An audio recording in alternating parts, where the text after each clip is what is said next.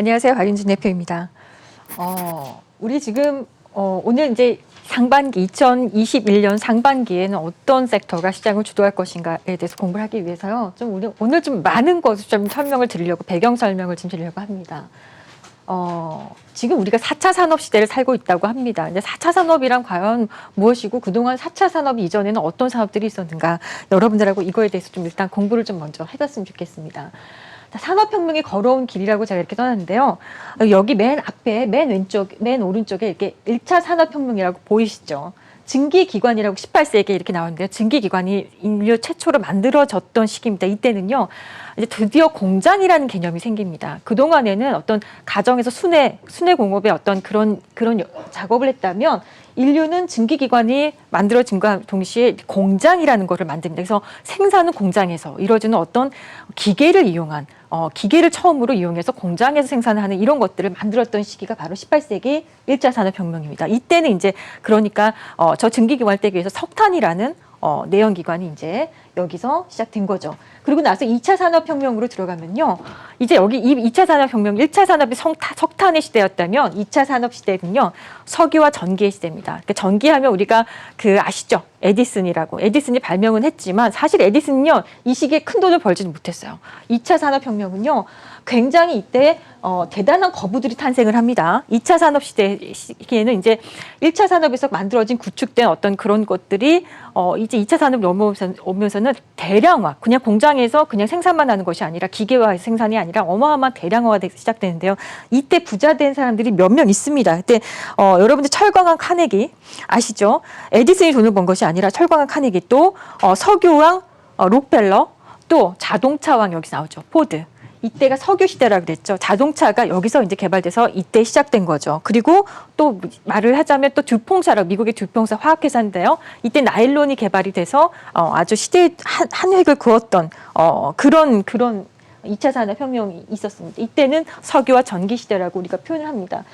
3차 산업혁명으로 넘어가면요. 이제 컴퓨터와 인터넷 세상이 시작해요. 컴퓨터라는 것이 세상에 이제 만들어집니다.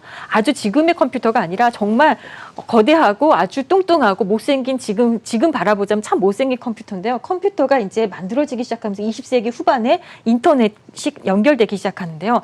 사실 이때 컴퓨터가요. 인류에게 굉장히 크게 우리 삶을 바꿔주었냐라고 생각하면 그건 아니었던 것 같아요.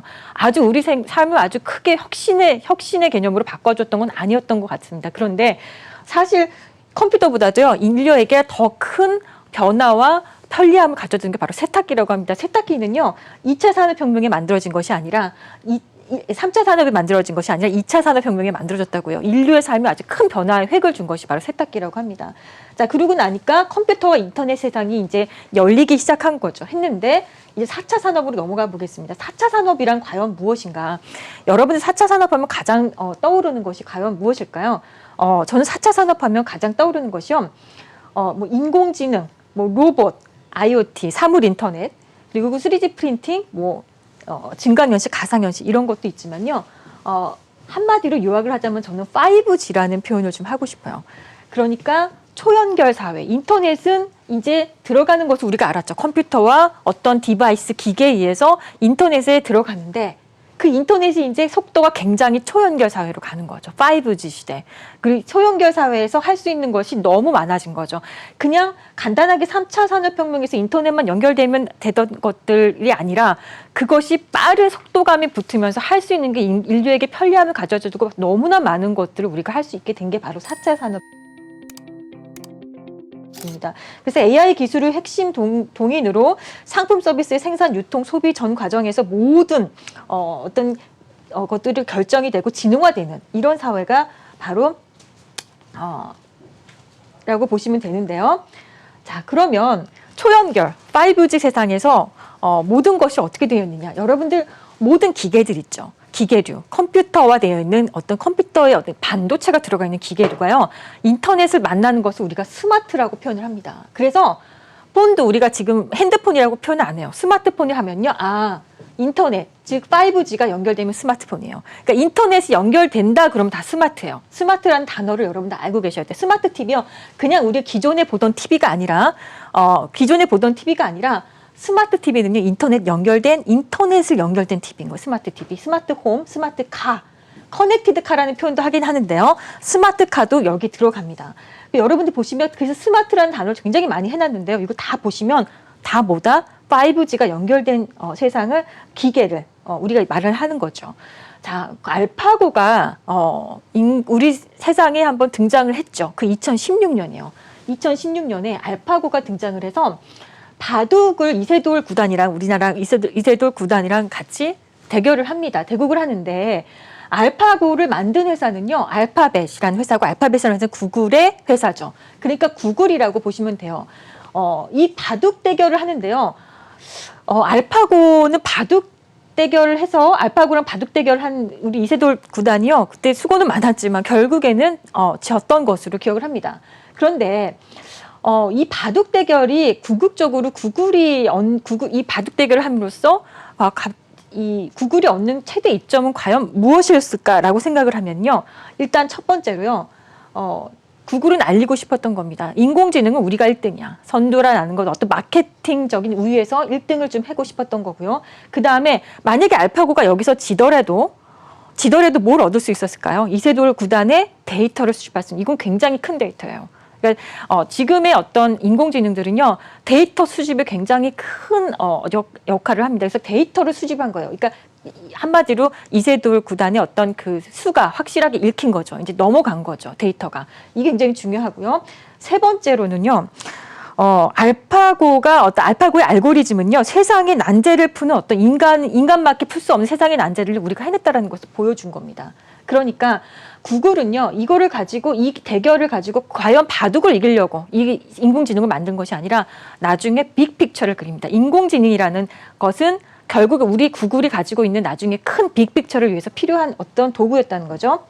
자, 그렇다면 일단 인간의 뇌하고 인공지능의 좀 차이를 좀 이야기를 좀 하겠습니다. 인간이요, 크게 이렇게 좌뇌와 인간의 뇌는요, 우리 뇌는 좌뇌와 우뇌로 되어 있어요.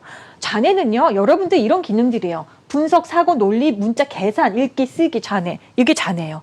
자, 그렇다면 이것은요, 이미 컴퓨터라고 할게요. 인공지능을 제가 컴퓨터라고 할게요. 컴퓨터는 이 기능을요, 너무너무 잘하고 있어요. 인간의 그 능력 이상의 것을 이미 해내고 있습니다. 우리는 이미 좌뇌의 부분은요, 컴퓨터에 의존해서 살고 있어요. 그런데, 컴퓨터가 하지 못하는 우뇌적인 부분이 과연 무엇일까? 컴퓨터는 그러면 인공지능이 인간이 이길 수 없는 것이 무엇일까? 과연 그것은 직관 또는 번뜩임이라는 창의력이라고, 우리 창의력이라고 제가 이야기하겠습니다. 창의력, 직관, 또 어떤 순발력, 이런 것들은 인간밖에 가지고 있을 수 없다. 특히 직관적인 거는 인간밖에 가질 수 없는 통찰력이다라고 이야기하는데, 이거를 알파고는 어땠냐면요, 이거를 뛰어넘었다는 거죠. 그러면 구글은 인간만이 할 수 있는 이 우뇌 기능, 인간만 가지고 있다는 이 우뇌를 컴퓨터도 장착을 할 수 있다는 것을 보여준 어떤 계기가 됐는데, 인공지능의 목표는 사람과 비슷한 방법으로 문제를 해결하는 능력을 갖추는 것.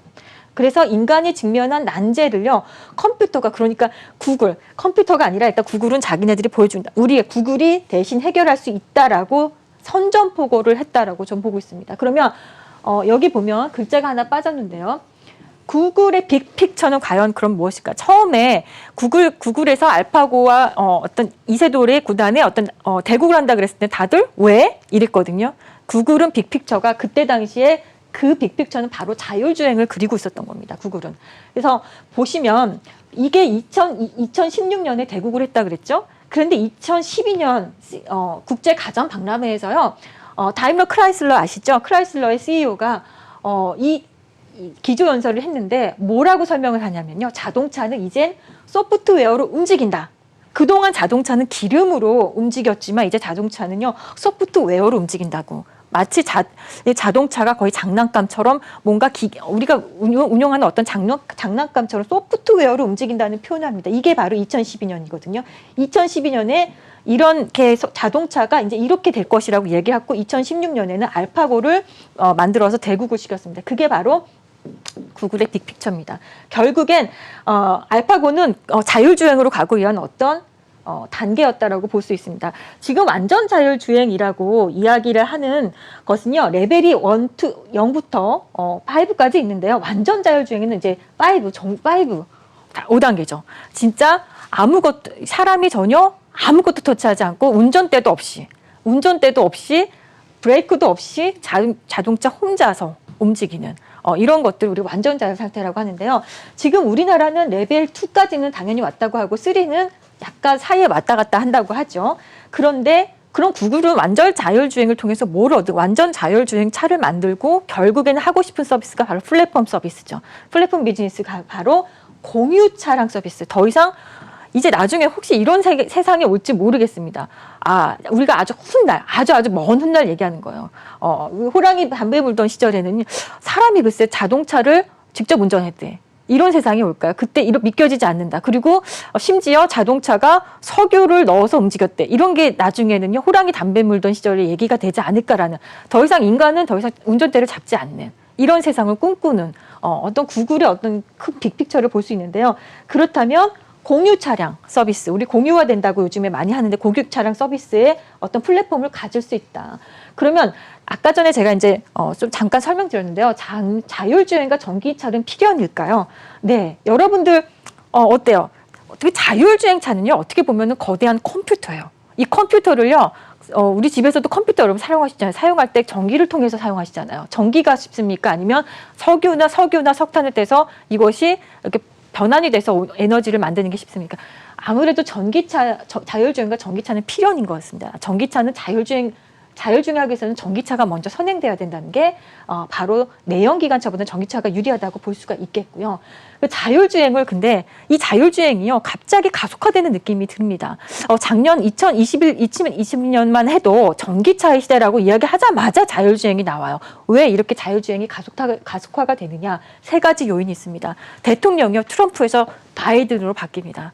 바이든은요, 전기차 시대를 완벽하게 만들겠다고 제창을 했어요. 그러니까 아까 말씀드렸듯이 전기차의 필연 요소는 자율주행인데 이 바이든이요, 전기차 시대를 앞당겼다고 생각하면 돼요. 그러면 바이든이 대통령이 되면서 미국에 있는 기업들이 굉장히 발이 빨라진 거예요. 그동안에 이쪽에 뛰어들지 못했던 회사들도 지금요, 굉장히 마음이 급해졌을 겁니다. 바이든 때문이라고 하고요. 그 다음에 코비드-19, 코로나도요, 자율주행을 앞당긴 요인이 됩니다. 이 코로나 세상에 오면서 인간은 언택트한 자기만의 공간에서, 그러니까 거리두기가 필요한데 차 안에서 어떤 모든 서비스를 받을 수 있다면, 예를 들어서 사무 공간까지 다 제공받을 수 있는 이런 자율주행차가 시대가 된다면 굉장히 편리한 세상이 오겠죠. 그렇기 때문에 이 코비드-19 그리고 5차 산업혁명이라고 또 요인을 할 수 있겠는데, 5차 산업혁명은요, 미래의 5차 산업은 제가 아직 4차 산업도 잘 시작이 안 됐는데 아직 시작 단계인데 5차 산업을 이야기하자면 5차 산업은 친환경과 그동안의 산업화 때문에 생긴 문제점을 극복하는 시기라고 볼 수 있어요. 생명공학과 어떤 신환경 시대라고 볼 수 있습니다. 그렇게 이것들이 다 이 자율주행을 앞당겼다고 볼 수 있죠. 자율주행의 패권 전쟁은요, 지금 이렇게 3파전입니다. 일단 지금까지는요, 테슬라, 애플, 전기차가 아니에요. 전기차 말고 전기차를 떼고 자율주행만 보는 겁니다. 테슬라, 애플, 구글이라는 회사가 이렇게 있는데요. 2024년까지 완전 자율주행을 목표로 애플이 얼마 전에 발표를 했고요. 그 전에 앞서서 2022년까지 완전 자율주행차를 만들겠다고 테슬라도 이야기했습니다. 그 이전에 사실 구글, 아까 알파고도 이야기했지만 구글은요, 이미 웨이모라는 것을 상용화해서 만들기도 했습니다. 그래서 이 회사들 잘 보셔야 되겠죠. 우리 기업들 중에서 이 회사와 연관 있는 회사들이, 여러분들 우린 주식하는 사람이기 때문에 이런 역사가 필요한 게 아니라 주식이 어떤 종목이 될 건지 이게 중요한 거였죠.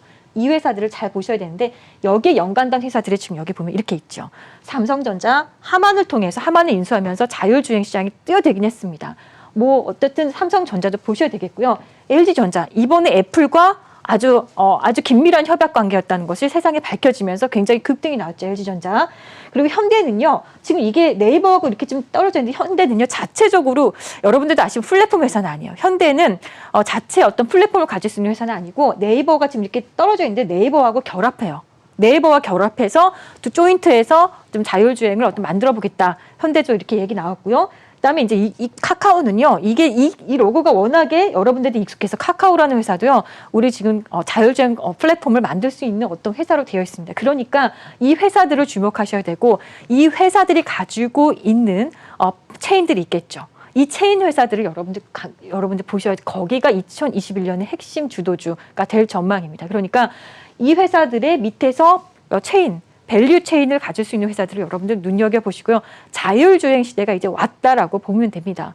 작년에 2020년이 전기차의 시대였다면 이제는 자율주행으로 가는 자율주행 시대가 2021년에 도래할 것이다라는 것을 여러분들 말씀드리면서 관련 섹터와 관련주 정확하게 여러분들 보시려면 공개 방송에 참여하시면 제가 아주 재미있는 이야기들 들려드릴 테니까 한번 참여해 보시기 바라겠습니다. 이상 박윤진 대표였습니다.